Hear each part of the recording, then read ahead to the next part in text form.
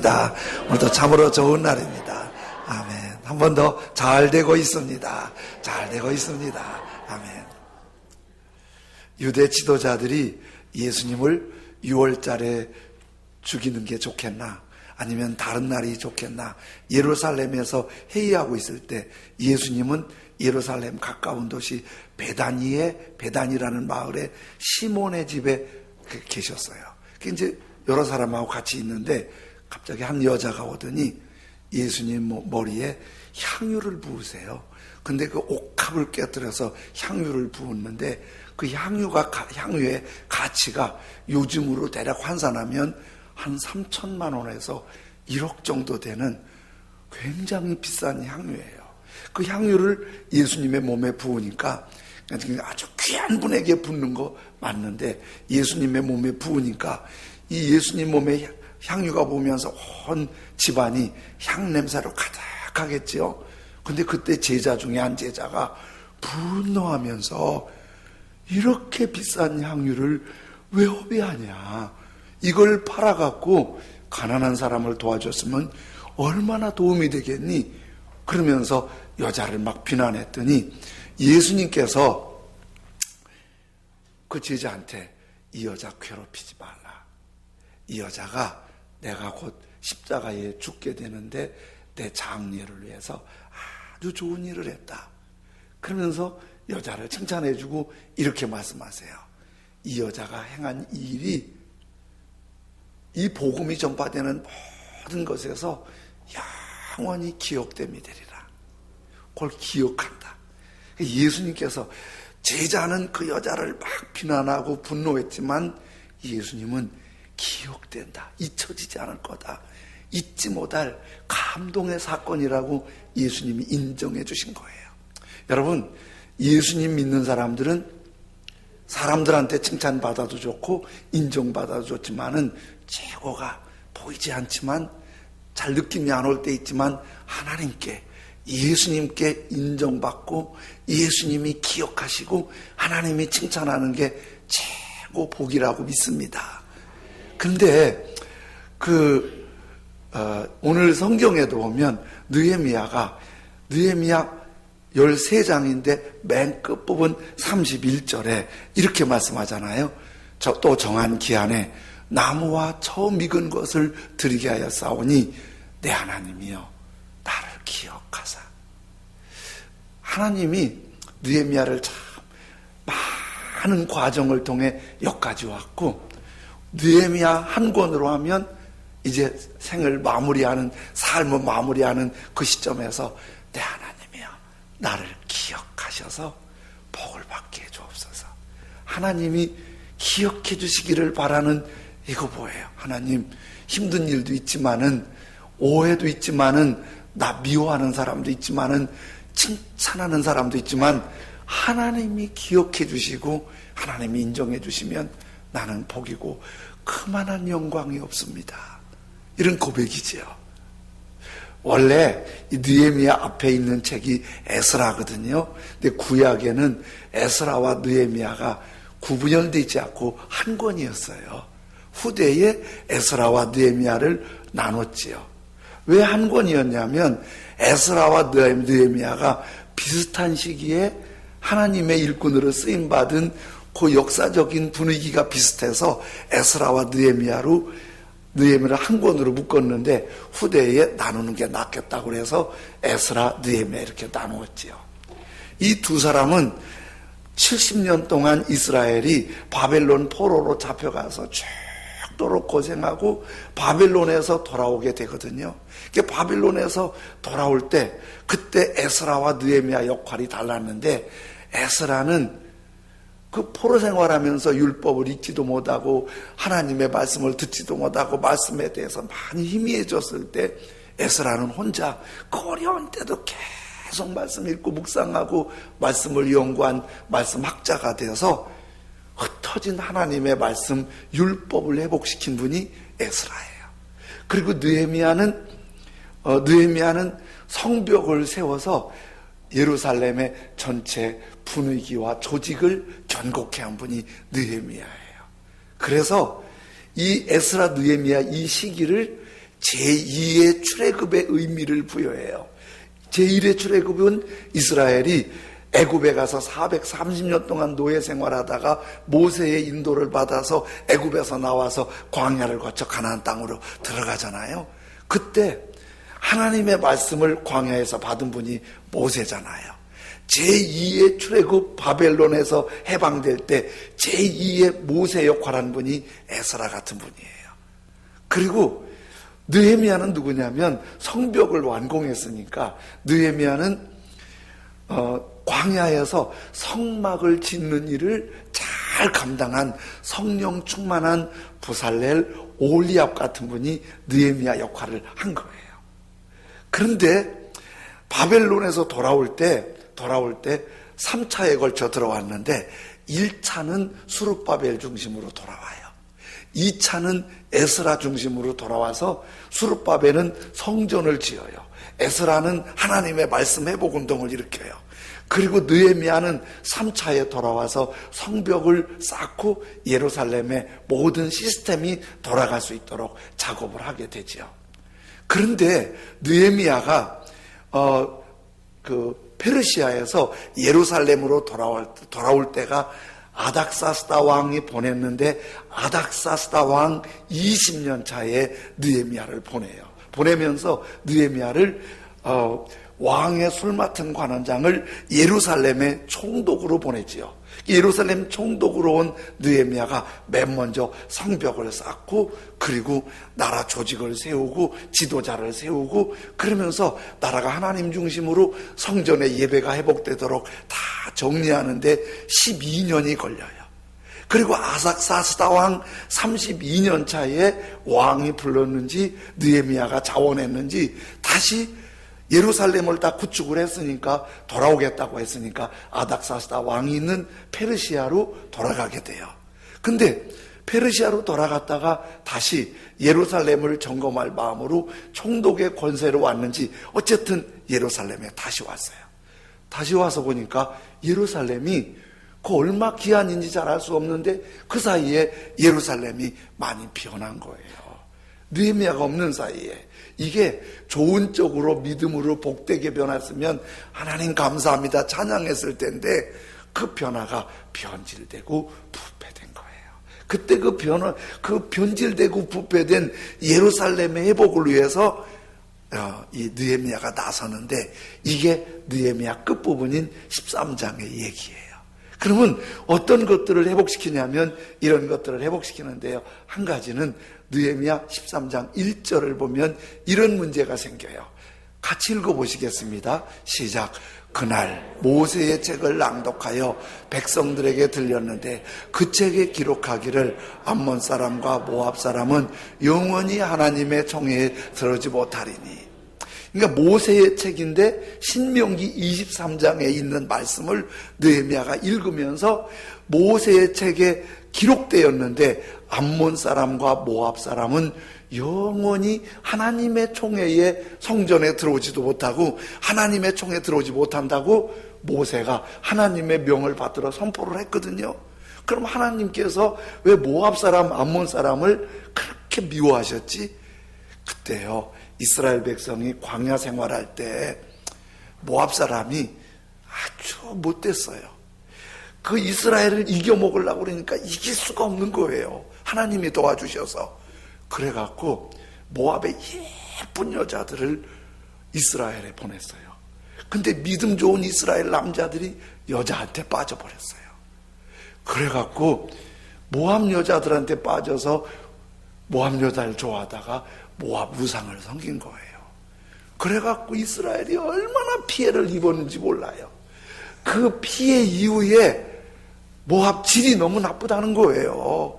죄짓게 해서 벌받게, 그래서 들어오지 말라고 그때 아주 엄하게 말을 했거든요. 근데 이 얘기를 왜 느헤미야 13장 1절에서 이 얘기를 왜 하지요? 느헤미야가 페르시아에 갔다 다시 와보니까 성전에 알 수 없는 사무실이 하나 있는 거예요. 누구 사무실이 있냐면 도비야라는 사람의 사무실이 있는 거예요. 도비야가 누구냐면 암몬 사람이에요.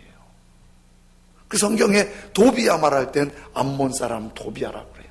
암몬 사람 들어오면 안 되는데 세상에 성전에 들어오도 안 되는데 암몬 사람이 버젓이 성전에 사무실을 차리고 있는 거예요. 그리고 이 도비앗과 산발라 두 사람 얘기하는데 이 두 사람은요, 느헤미야가 성벽 살 때도 얼마나 집요하게 방해하고 조롱하고 막 죽이려고 달려들었나 몰라요. 근데 그 사람이 어떻게 성전에 사무실을 차리고 있냐? 나중에 알고 보니까 그때 대제사장이 엘리야십이었는데, 엘리야십이 도비야가 암몬 사람이지만 지금도 예루살렘에 이스라엘 사람만 살지 않아요. 이스라엘에는 요르단 사람, 시리아 사람, 난민들, 또 팔레스타인 여럿이 어울려 살아요. 이 당시에도 포로로 막 아수르 이렇게 바벨론 포로로 뒤섞이면서 예루살렘에 여러 종류 살았는데 도비야가 나름대로 정치적인 권력이 있으니까 엘리야십이 도비야와 정치적으로 경제적으로 결탁을 해서 뭔가 좀 뒷돈을 먹었는지 뭔 보장을 받았는지 세상에 버젓이 암몬 사람한테 성전에 사무실을 준 거예요. 느헤미야가 이러려고 성전을 세우고 성벽을 세운 거 아닌데 너무 분노해서 성전에 들어가고 도비야 사무실에 들어가서 막 사무실 집기를 막 집어던지면서 분노해요. 거기다가 엘리야십이 더 충격을 했는데 제사장인데요, 성전에서 하나님 찬양하고 예배하고 섬기는 레위 지파를 다 쫓아낸 거예요. 그 레위 지파가 오갈 데 없어서 방황을 하고 있는 거예요. 예배가 무너지고 세속과 결탁해서 성전이 성전 구실을 못하는 거예요. 그러니까 다 성전을 성전답게 예배를 예배답게 이 일을 했는데 느헤미야가 잘했어요, 못했어요? 잘했죠. 근데 느헤미야가 잘하긴 했지만 느헤미야한테 속상한 사람 있잖아요. 도비야는 이를 갈겠지요. 저 인간이 와갖고, 그쵸? 엘리야십 제사장도 저 인간이 와갖고 막 그렇게 잘한 것 같은데 한쪽에서는 이 느헤미야를 막 죽이겠다고 욕하고 비난하고 미워하고 이러는 사람들이 있는 거예요. 그 틈에 느헤미야가 13장 14절에 이렇게 기도를 해요. 내 하나님이여, 이로 말미암아 나를 기억하옵소서.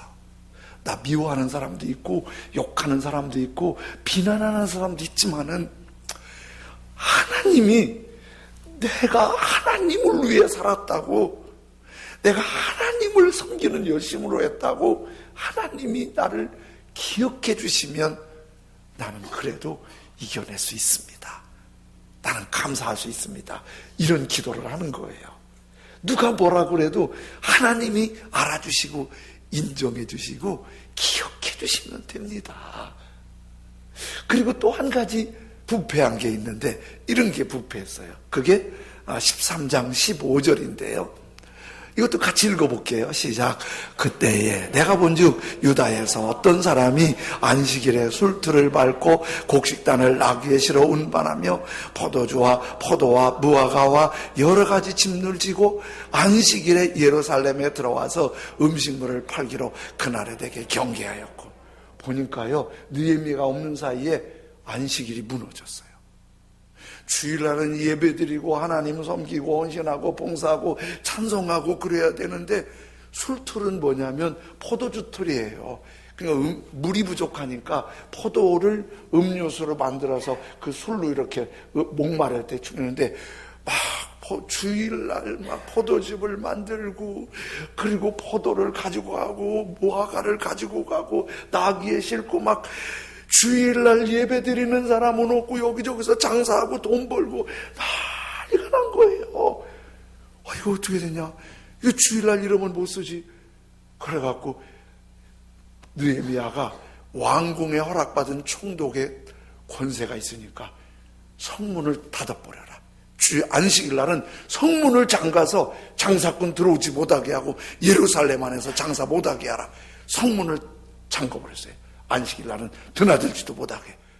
그랬더니 성문을 잠갔더니요 장사꾼들이 쉽게 포기합니까?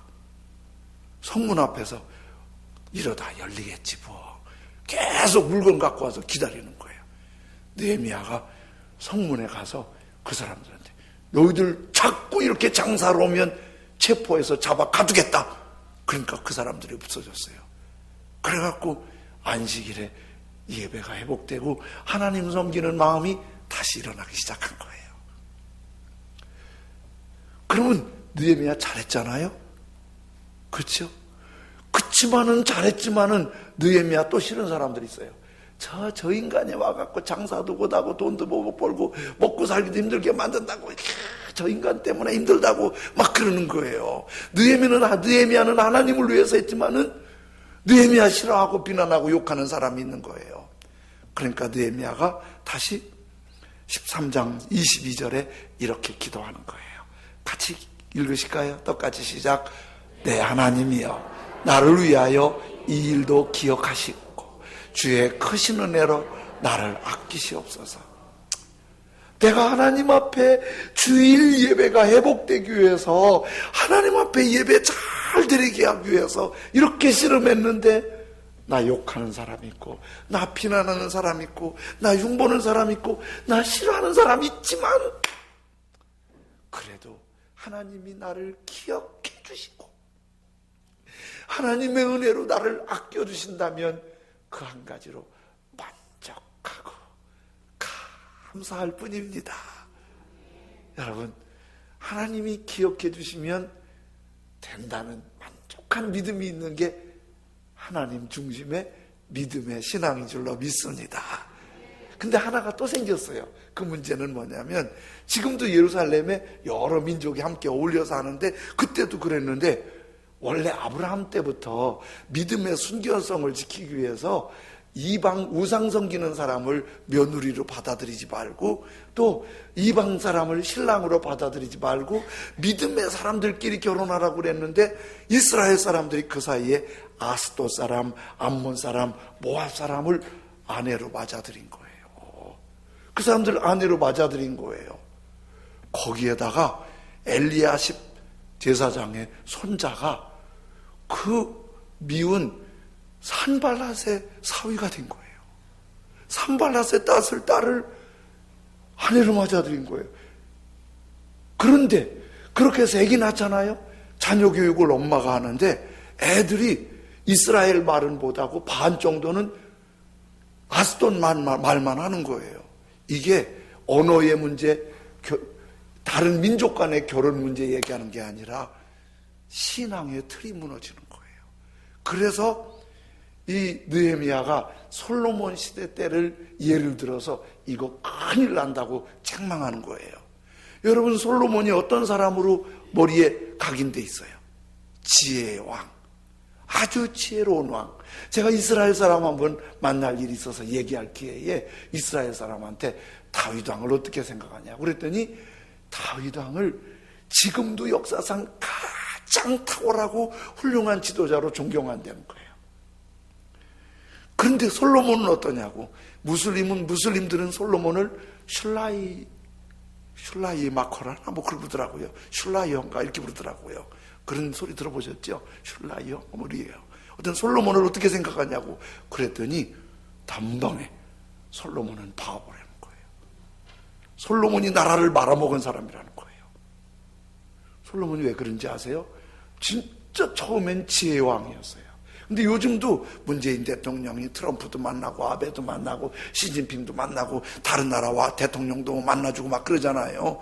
요즘은 만나서 회담하고 서로 잘하자고 서로 좋게 하자고 뭐 이렇게 합의하고 합의문 발표하고 대략 그렇게 하는데, 예전에는 우리가 이해할 수 없는 게 하나씩 있었어요. 왕이 다른 나라 가려면 진짜 힘들잖아요. 맨날 며칠 걸려서 가고 오잖아요. 그러면 거기 가면은요, 꼭 맞이하는 왕이 큰 선물을 주는데 최고의 선물이 공주 중에 최고 이쁜 공주를 후궁으로 주는 거예요. 그러니까 애굽 가면 애굽의 공주를 주고, 모압 가면 모압의 공주를 주고, 암몬에 가면 암몬의 공주, 아람에 가면 아람 공주를 주는 거예요. 근데 공주가 왔다고 솔로몬이 믿는 여호와 하나님을 믿는 게 아니잖아요. 그 사람들이 애굽에서 온 애굽의 태양신전을, 모압에서 온 모압의 몰록신전을 다 줘달라는 거예요. 그러니까 또 왕비를 위해 신전을 줘주잖아요. 신전을 지면 뭐예요? 봉헌식을 하잖아요. 봉헌식 하면 아니 태양신전을 줘놓고 여호와 하나님께 예배드리겠어요? 거기 또 이상한 우상 제사장들 데려다가 막 후다거리 할 때 절하는 겁니다. 그러면 솔로몬이 등신같이 절한 거예요. 이렇게 우상 앞에 하나님이 아주 괘씸하게 한 거예요. 그러니까 하나님이 솔로몬을 싫어하니까 그 다음에 솔로몬에 나타난 현상이 뭔지 알아요? 너 솔로몬 왜 그래? 이런 말 하지 않지만요, 주변에 솔로몬을 대적하는 사람이 그렇게 많아져요. 이쪽에서도 일어나고 저쪽에서 누가 자꾸 나를 힘들게 하고 괴롭히잖아요. 그 사람 미워하지 말고 내가 하나님 앞에 잘못하는 거 있나 돌아보는 게 맞아요. 결국은 솔로몬이 그렇게 이방 여자들 좋아하고 거기에 빠져 우상 섬기니까 대적하는 사람이 일어나고 솔로몬 이후에 나라가 반쪽으로 나뉘어지잖아요. 이렇게 가정의 자녀의 신앙이 무너지면 그 집안이 나라가 망할 수 있다는 걸 얘기해 주면서 결혼했어도 이방 여자 돌려보내라. 그리고 다시 결혼하지 않겠다고 맹세하라. 잘한 거지만 그것도 느헤미야가 또 비난받고 욕먹을 일이잖아요. 그러니까 느헤미야가 어떻게 기도해요? 맨 마지막에 31절에 그렇게 기도한 거예요. 똑같이 읽어볼까요? 시작. 또한 또 정한 기한에 나무와 처음 익은 것을 드리게 하여 싸우니 내 하나님이여 나를 기억하사 복을 주옵소서. 사람들이 뭐라고 해도 내 하나님이여, 하나님이 날 기억해 주시고 하나님이 나에게 복을 주시면 욕을 먹을 수도 있지만은, 속상한 일이 있을 수 있지만은, 억울한 일이 있을 수 있지만은 그래도 감사하며 살겠습니다. 내 하나님이여 나를 기억하사 복을 주옵소서. 하나님이 기억해 주시면 최고의 복이잖아요. 하나님이 인정해 주시면, 하나님이 알아주시면, 사람들이 인정하고 칭찬하고 기억해 주는 것도 고맙지만은, 사람들이 알아주고 인정해주고 칭찬해주는 것도 고맙지만은, 사람들은 쉽게 잊어버리고, 그리고 인정하고 칭찬하다가도 오해해서 금방 욕할 수 있지만은, 하나님은 신실하셔서 하나님이 한번 기억하시고 인정하시는 사람은 영원히 은혜와 복의 길로 열어주실 줄로 믿습니다. 독일에서 독일이 정말 좋을 때가 있었어요. 그래서 우리 신학할 때만 해도 독일에 유학 갔다 오면 진짜 훌륭한 신학했다고 생각할 때가 있고, 그 전에 독일 믿음이 좋고요. 독일은요, 헌금을 안 내요. 예배 때. 어떻게 하는지 아세요? 세금에 11조가 포함되어 있어요. 그 세금 부과할 때 11조 다 부과해도요, 왜 이러냐고 안 내겠다고 그런 사람이 없을 만큼 온 나라가 믿음이 좋을 때가 있었어요. 그렇게. 그런데 한 왕이 너무 믿음이 좋아서 다윗 왕처럼 역사의 길이 남을 성전을 하나 짓고 싶었어요. 그런데 헌금을 거두지 않고 자기 사재를 털어서, 그래서 백성들에게 말하기를 이번 성전은 나 혼자 짓겠어. 아무도 헌금하지 마시오. 이 성전에 대해서는 일체 헌금하지 마시오. 그리고 진짜 왕의 사재를 털어서 성전을, 독일 역사상 가장 영광스럽고 웅장한 성전을 지은 거예요. 그리고 성전 봉헌식을 하는데, 내일이면 봉헌식 하는데 오늘 밤 잠자는데 꿈을 꿨어요. 하나님이 왕한테 그러는 거예요. 봉헌식 할 때 성전 머릿돌을 붙일 텐데 그 머릿돌에 내 이름을 쓰지 말라. 왕은 꼭 그걸 하고 싶었거든요. 내가 내 이름으로 우리 하나님께 성전을 지었다고 그 이름을 꼭 쓰고 싶거든요. 근데 하나님이, 누가 말 못할 것 같으니까 하나님이 꿈속에서 내 이름을 쓰지 말라는 거예요. 그래서 왕이, 그러면 주님 누구 이름을 쓰나요? 그런데 어설픈 한 사람의 이름을 알려주는 거예요. 자기가 모르는 사람. 아침에 일어나서 깜짝 놀라서 신하들을 불러서 우리 독일에 이 게르만족에게 이런 이름이 누군가 찾아봐라 그랬어요. 막 찾아봤더니 할머니 한 분이 그 이름이 있는 거예요. 그 할머니를 모셔왔어요. 왕이 할머니한테 그랬어요. 내가 성전을 위해 헌금하지 말라고 그랬지 않냐? 왜 헌금을 했냐? 그랬더니 이 할머니가 고개도 못 들고 떨면서 폐하, 저는 헌금한 일이 없습니다. 저는 성전을 위해 헌금한 일이 없습니다. 그런데 제가 성전이 지어지는 게 너무 감사하고 좋은데 제가 한 일이 하나 있다면 성전을 짓는데 그 많은 자재들을 옮길 때 말이 그 마차들을 끌고 가는데 말이 침을 허연 침을 흘리고 가는데 너무 안쓰러워서 그 말한테 얘야 우리 주님의 성전 좀 잘 짓도록 힘내라. 물 한 번 먹인 일밖에 없습니다. 그때 왕이 큰 충격을 받은 거예요. 하나님이 받으신 거는 자기 사재를 다 털어서 자기 이름을 나타내는 그 성전이 아니라 보잘것없는 물 한 바가지 갖다가 말에게 먹이면서 하나님 성전 짓는데 힘내서 잘하거라. 그걸 하나님이 기억하신 거예요. 그걸 하나님이 기억하신 거예요. 왕이 도전을 받았어요. 온 나라가 도전을 받았어요. 신약 성경에 참으로 공식적으로 예수 믿기 시작한 한 사람이 소개되는데요. 이 사람은 마치 숨겨놓은 비밀 무기 같은 사람이에요. 이 사람이 예수님을 믿는 줄을 아무도 몰랐어요. 예수님의 제자도 유대인도 이방인도 이 사람이 예수 믿는 줄 아무도 몰랐어요. 언제 알았냐면 이 사람이 베드로를 만나고 알았어요. 고넬료. 이 고넬료가 베드로를 만나는 것도 누가 소개해서 만나질 않았어요. 베드로가 기도하는데 고넬료를 만날 수 있도록 안내를 해주시는 거예요. 인도해 주시는 거예요. 고넬료도 백부장이니까 부자고 지위가 높은데 그 베드로를 만날 일이 흔치 않아요.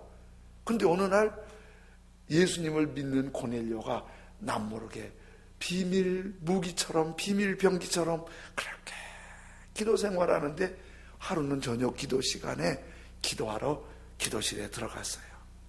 기도하려고 눈을 감았는데 기도실이 훤한 거예요. 깜짝 놀라서 눈을 뜨고 보니까 천사가 방문해서 고넬료야 그러시는 거예요. 고넬료가 너무 무섭잖아요. 성경에 무서워했다고 그랬어요. 이 무서워했다는 건 뭘 말해요?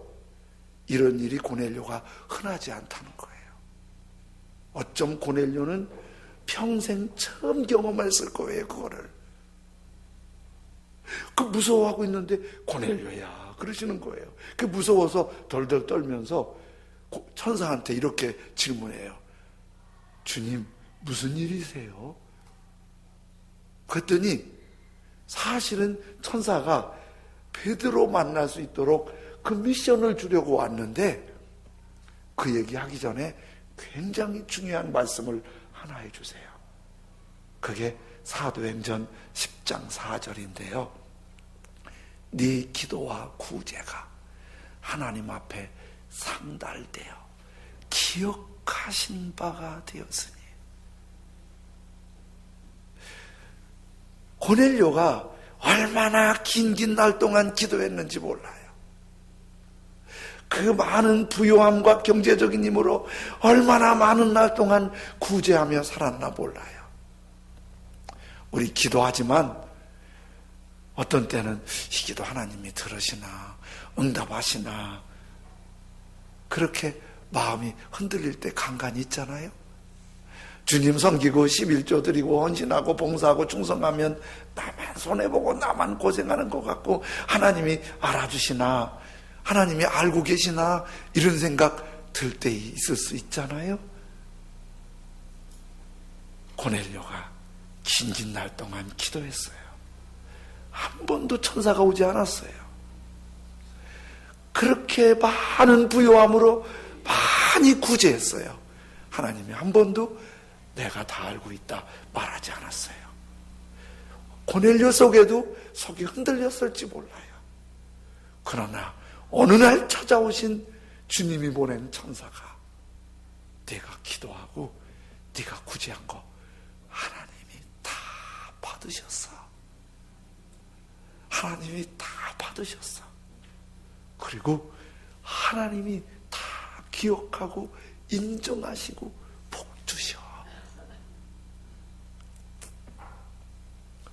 여러분, 느헤미야 이제 오늘로 마무리하는데요. 생각해 보세요. 1장부터 13장까지 오는 동안 진짜 느헤미야 어려운 일 많았어요. 그냥 내려놓고 싶을 때 많았어요. 죽이려고 달려들 때도 있었어요. 그 먼 길 오는 길도 힘들었어요. 사람들이 호락호락 도와주지만 않았어요. 그래도 주님 인도하심 따라 순종하면서 한 걸음 한 걸음 여기까지 왔어요. 그리고 13장 31절 맨 끝에 느헤미야가 꼭 주님 앞에 아뢰고 싶은 기도가 이거였어요. 또 정한 기한에 나무와 처음 익은 것을 드리게 하여 싸우니. 빨간 것이 우리 다 같이 기도합시다. 네, 하나님이여 나를 기억하사 복을 주옵소서. 아멘. 여러분, 신앙생활하면서 억울할 때도 있지요. 속상할 때도 있지요. 또 다른 교회에서 신앙생활을 열심히 하다 오신 분들 있지요. 거기서 열심히 섬겼는데 거기서 섬긴 건 다 헛수고인가? 아니요. 하나님이 기억하시면 그거 복이에요. 억울할 때 있지만, 속상할 때 있지만, 마음 상할 때 있지만 하나님이 기억하시면 돼요. 내 하나님이여 나를 기억하사 복을 주옵소서. 내가 느헤미야처럼 떳떳이 잘하고 잘난 거 많지 않지만 그래도 나 여기까지 순종하면서 왔어요. 믿음의 길 왔어요. 주님 따라왔어요. 신실하신 그 하나님이 나 기억하시면 그거로 감사하고 만족하고 영광이고 복일 뿐이에요. 이런 찬송 부르며 주님께 나아갈게요. 오 신실하신 주, 오 신실하신 주, 내 너를 떠나지 않으리라, 내 너를 버리지 않으리라 약속하셨던 주님, 이후로도 영원토록 나를 지키시리라 확신하네. 믿음으로 고백하면서 오 신실하신 주, 오 신실하신 주, 오 신실하신 주, 하나님 한 번 더, 하나님 한 번 더 나를 실망시킨 적 없으시고 언제나 공평과 은혜로 지키신 지나온 모든 세월들, 지나온 모든 세월들 돌아보아도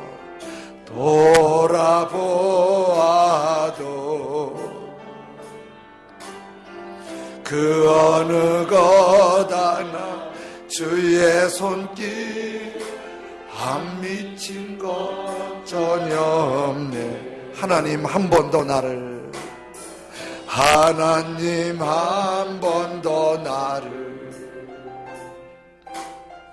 실망시킨 적 없으시고 언제나 공평과 은혜로 나를 지키셨네. 지나온 모든 세월들, 지나온 모든 세월들 돌아보아도 그 어느 것 하나 주의 손길 안 미친 것 전혀. 오 신실하신 주, 오 신실하신 주, 오 신실하신 주, 내 너를 떠나지도 않으리라, 내 너를 버리지도 않으리라. 약속하셨던 주님, 그 약속을 지키사 이후로도 영원토록 나를 지키시리라 확신. 오 신실하신 주, 오 신실하신 주, 아멘. 오 신실하신 주, 내 너를 떠나지도 않은 주님, 나를 기억해 주십시오. 주님 나를 기억해 주시고 복을 주십시오. 느헤미야처럼 어렵고 힘든 길이 있어도 주님의 인도하심을 따라 순종하고 이 길을 가고 주님이 기억해 주십시오. 주님 나를 기억해 주십시오. 또 영원토록 지키시리라 확신하. 오 신실하신 주, 하신 주, 주님 나를 기억해 주십시오. 주님 나에게 복을 주십시오. 주님 기억하시는 발걸음이 되게 해 주십시오. 우리 한 목소리로 같이 하나님 앞에 기도하며 나아가겠습니다.